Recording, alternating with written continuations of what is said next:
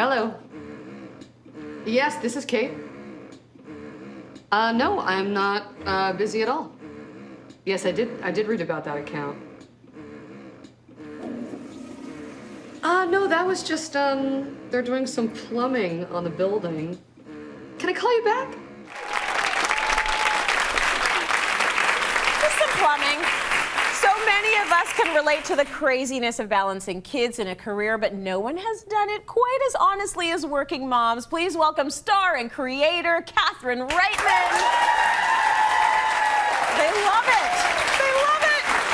Everyone is loving it. The show, so many parents, people in general, have connected to it because of the level of realness. It's taken it to a next level. All the things we sort of think of, but we don't necessarily say, and right. It's all out there in the show. And a lot of this show is, I hear, based on your life. Yes. So how does that work? What's happening in your world, and what was happening in your world when this show got greenlit? It's kind of a wild tale, and I mean, as you can sort of tell, there is something. It's so funny because as controversial as many people would describe the show, it feels just so natural to me. It's such an odd word to describe something that half the population is doing. And, yeah. and I had given birth to my first son, who's now almost 4, and I returned to work too quickly. Mm-hmm. By choice. Mm-hmm. I really wanted to get back into it. I was terrified that I was going to lose my identity and not be sexy and hot and cool and smart anymore. And I don't know that I ever truly was, but damn if I was going to let them take anything from me. And I dove back in. I got postpartum right away. Yeah. And no one in my mommy group, none of my friends, no one was talking about it. So I just thought I was going crazy. And as I was crying about it, fantasizing about cars hitting me and all these things, I was also like laughing. Right. Because it's sort of my way of processing pain and feeling like it's all going to be all right. Right. And my husband, Phil, and I, who's on the show, he plays Nathan.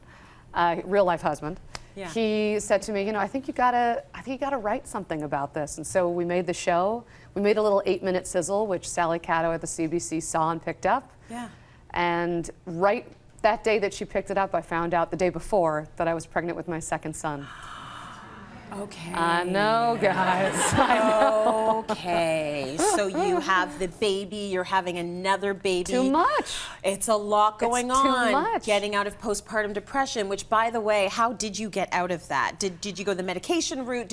Were you able to drag yourself out? Did you therapy? Like, what was it? Oh God, I didn't do medication, which I have zero judgment on. I probably should have done medication. Right.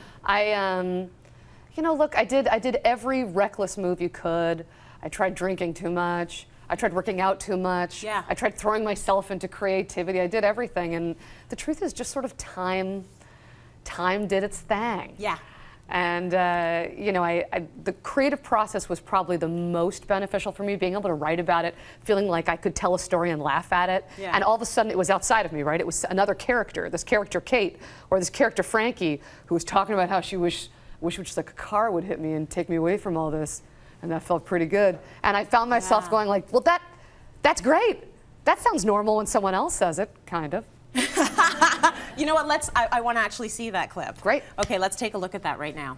I think I might just have the teeniest little drop of postpartum.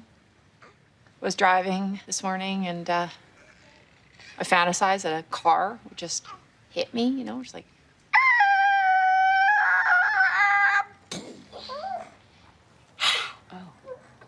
Take me away from all this,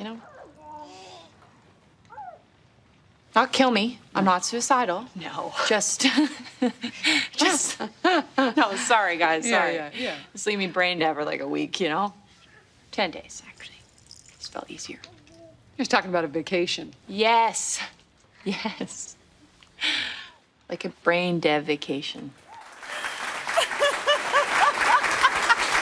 Just a really long nap, like just when you were devastated by the sleep deprivation, like anything to just put you in the hospital so you can sleep. Well, for those who gave birth in a hospital, there is a vacation element to it. I mean, you've got all these like nurses tending to you. I remember them being like, lemonade? I was like, yes, I want a lemonade. Like there's just sort of an elegance to it, and then all of a sudden you're thrown back at home. You're expected to fend for yourself. You've got a clueless husband by your side, if. Yeah. So it was really wonderful to think about like, wonder how I get back to that hospital. Right. How do I get in there? Yeah, yeah. Was there ever, some people might look at that and say, ooh, I don't know, that's a little edgy. Yeah, Was there yeah. ever a time that you wrote something in the script that you just felt you went too far, or you doubted you went too far, or someone said to you, you know what, like, this is going a little bit into crazy area and we don't feel comfortable putting that on the show?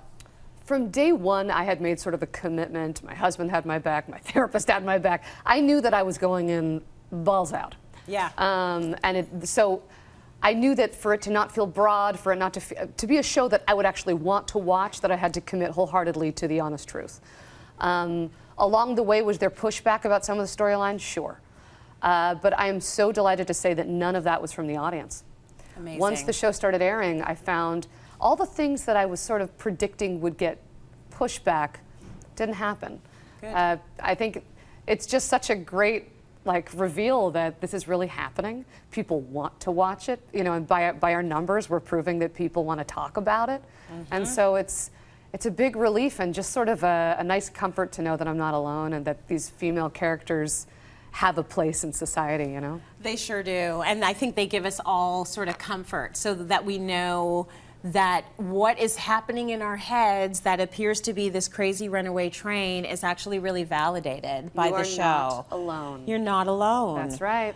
What do you think is the hardest thing when you became a parent, the thing that no one told you about it that surprised you the most? Outside of constipation. Outside of constipation.